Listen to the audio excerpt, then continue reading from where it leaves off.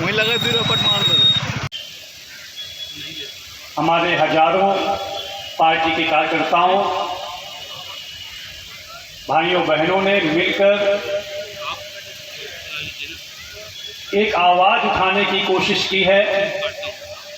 मध्य प्रदेश के विधानसभा चुनाव 2023 के लिए शंखनाद करने का प्रारंभ किया है। एक बार अपनी पार्टी के संस्थापक, संचालक, मार्गदर्शक परमहंस योगीराज श्री शक्तिपुत्र जी महाराज के श्री चरणों में नमन करेंगे, जय घोष करेंगे। आप सभी यहाँ पर उपस्थित भाइयों बहनों से बाद भी बार-बार सत्ताएं बदल करके आने के बाद भी यदि आम जनता इन्हीं सब परेशानियों से परेशान है, तो मैं पूछना चाहती हूँ बदल करके आने वाली भाजपा और कांग्रेस की सरकार से कि आजादी के 76 सालों बाद तक आपने किया क्या? हर साल, हर 5 साल में आपने बड़ी घोषणा पत्र लागू किए, बड़ी योजनाओं के पत्र लागू किए, मगर 76 सालों में घोषणाएं आपने जितनी लागू करी, उनमें से 76 घोषणाओं को भी आपने पूरा। उन सभी भाइयों बहनों को हृदय से सादर जय माता की, जय गुरुवर की। परिवर्तन की जब यह यात्रा हमने शुरू की थी, तब कई लोगों ने सवाल किए, कई लोगों ने पूछा कि आपने समाज सेवा के क्षेत्र में जितने कार्य किए हैं वो निश्चित रूप से सराहनीय है, आपने धर्म के लिए जो आवाज उठाई है वह निश्चित रूप से सराहनीय है, मगर राजनीति का क्या आपको ज्ञान है? क्या आप में वह क्षमता है कि राजनीति में केवल नेता नहीं होते, उन नेताओं के संरक्षण में जाने कितने बड़े गुंडे होते हैं, अपराधी प्रवृत्ति के लोग होते हैं जो आपको कीचड़ में, दलदल में ढकेलने का प्रयास करेंगे? क्या आप वाकिफ भी हैं राजनीति की उस गंदगी से जो आप राजनीति के लिए आप अपने कदम बढ़ाना चाहते हैं, जो आप राजनीति में परिवर्तन की बात करने के लिए आगे बढ़ करके आ रहे हैं? तब भी हमने मुस्कुरा करके उन्हें जवाब दिया था। जब हमारे साथ आप जैसे भाइयों की भीड़ नहीं हुआ करती थी, हजारों लाखों लोग पार्टी के कार्यकर्ता नहीं हुआ करते थे, तब भी हम उन्हें मुस्कुरा करके कहते थे कि हो सकता है आपके हिसाब से हमें राजनीति का ज्ञान नहीं है, हम मान लेते हैं कि हमें राजनीति का ज्ञान नहीं है, मगर जो ज्ञान हमें प्राप्त है, यदि उस ज्ञान से राजनीति की जाएगी तो यकीन मानिए भारतीय राजनीति में ऐसा परिवर्तन आज तक नहीं आया जो भारतीय शक्ति चेतना पार्टी लेकर के आएगी। और वह ज्ञान है सेवा का ज्ञान, वह ज्ञान है ईमानदारी का ज्ञान, वह ज्ञान है अनीति अन्याय अधर्म के खिलाफ आवाज उठाने का ज्ञान, वह ज्ञान है कि गरीबों के साथ अपनी आवाज मिलाने का ज्ञान, उनके दुख दर्द को समझने का ज्ञान। और यह ज्ञान हमें प्राप्त हुआ हमारे आराध्य से, पार्टी के संस्थापक, संचालक से, जिन्होंने एक विचारधारा समाज के लिए प्रदान की कि हमें अब बहुत हो गया, आजादी के 76 सालों बाद भी भारत की जनता परेशान है, आजादी के 76 सालों बाद भी मुद्दे क्या बनाए इन्होंने?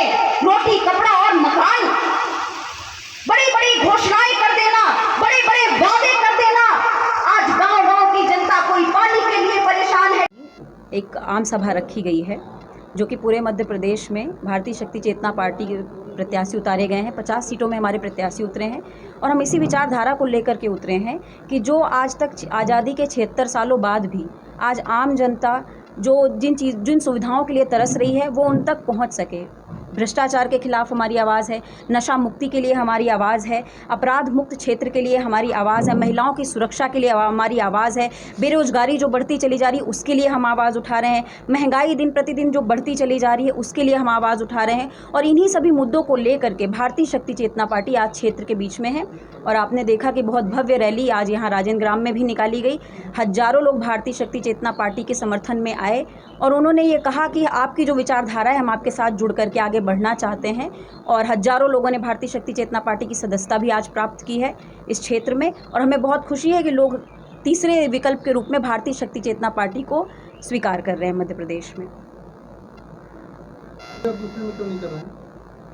तीसरे विकल्प की मैं बात कर रही हूँ। मैं बोल रहा हूँ हाँ जी, तीसरे विकल्प में सीधे नीचे क्यों उतर रहे हैं? नीचे नहीं उतर रहे हैं क्योंकि आज मध्य प्रदेश की जनता के पास केवल 2 ही विकल्प बचे हैं, या तो वह भाजपा को चुनती है या कांग्रेस। इतने सालों से केवल भाजपा और कांग्रेस ने ही शासन किया है यहाँ क्षेत्र में, और आज भी वही स्थिति कि आप देखिए जगह जगह पर नशे के व्यापार खुले हुए हैं, जगह जगह पर नशे की दुकानें खुली हुई। एक तरफ समाज को नशा मुक्ति का ढोंग रचते हैं, नशा मुक्ति दिवस मनाते हैं, नशा मुक्ति के बड़े बड़े बैनर लगाते हैं, उन विज्ञापनों में पैसे खर्च करते हैं, टैक्स का पैसा जनता का खर्च करते हैं, और दूसरी ओर शराब के बाकायदा सरकारी ठेके लाइसेंस दिए जाते हैं, और उस एक सरकारी ठेके से हजारों जगह पर अवैध शराब पहुंचाई जाती है।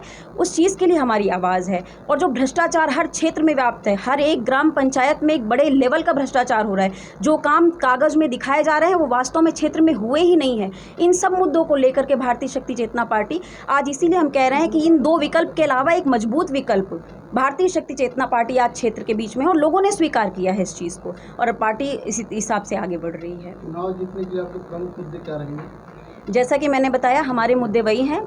नशा मुक्ति हमारा सबसे पहला मुद्दा है कि मध्य प्रदेश को हम नशा मुक्त करने की आवाज़ उठा रहे हैं। हमारा भ्रष्टाचार मुक्ति के लिए, अपराध मुक्ति के लिए, महिलाओं की सुरक्षा के लिए, नशा मुक्ति के लिए, बेरोजगारी जो बढ़ रही है, महंगाई जो बढ़ रही है, ये 5-6 मुद्दे हैं जिनको लेकर के हम आज जनता के बीच में हैं। शिक्षा और स्वास्थ्य कोई मुद्दे नहीं, बिल्कुल शिक्षा और स्वास्थ्य भी हमारे मुद्दे, हमारे सभी मुद्दे घोषणा पर। मगर शिक्षा स्वास्थ्य, आप जब बच्चों को नशे की ओर बढ़ाएंगे, जब आप क्षेत्र में नशा बंटवाएंगे, तो आप स्वास्थ्य कैसे दे पाएंगे? आज आप देखिए, आप सर्वे उठा करके देखिए, आज नित्य प्रतिदिन हजारों लोगों को कहीं कैंसर की बीमारी, कहीं लीवर फेल की बीमारी, कहीं किसी तरह की नशे की वजह से एक्सीडेंट हो रहे हैं। तो इन सब का क्या है? बीमारी, स्वस्थ कैसे हो पाएंगे जब आप नशा पिलाएंगे? शिक्षा अच्छी कैसे मिल पाएगी जब बच्चों को बचपन से ही वो देख रहे हैं कि घर में पिता नशा करके आ रहा है, हमारे घर में पिताजी बैठ के नशा कर रहे हैं, मार रहे हैं, माँ को पीट रहे हैं। ये सारी चीज़ें जब घर में बच्चा देख रहा है, शिक्षा की ओर कैसे पढ़ पाएगा? नशे के कारण आप यह नहीं जानते होंगे कि कितने ऐसे लोग हैं जो डेली बेस पे काम करते हैं, जो दिन भर में 250-300 रुपये कमा करके आते हैं और उससे शराब में फूंक करके चले जाते हैं। उनके बच्चे शिक्षा से बहुत दूर रह पाते हैं। मुद्दा हमारा शिक्षा और स्वास्थ्य भी है, मगर सबसे पहला मुद्दा हमारा नशा मुक्ति का है। हम नशा मुक्ति के लिए आवाज़ उठा रहे हैं।